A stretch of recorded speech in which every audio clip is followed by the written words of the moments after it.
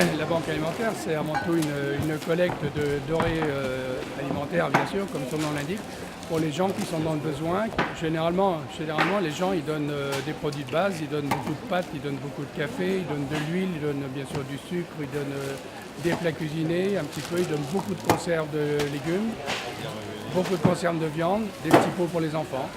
La marchandise ici part dans un camion qui va aller la déposer dans un entrepôt de regroupement. Ça va se faire pendant le week-end, ça va y rester 2 ou 3 jours.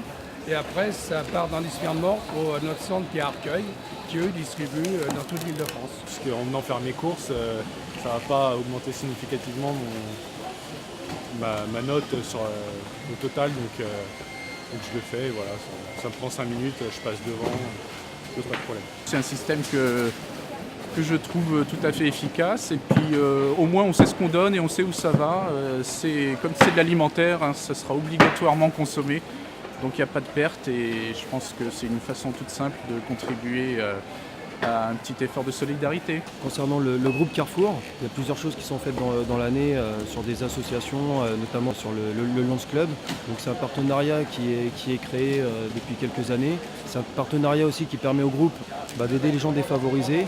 En plus, quand on écoute le contexte économique et l'actualité, c'est un contexte assez difficile, voire plus difficile que les années précédentes.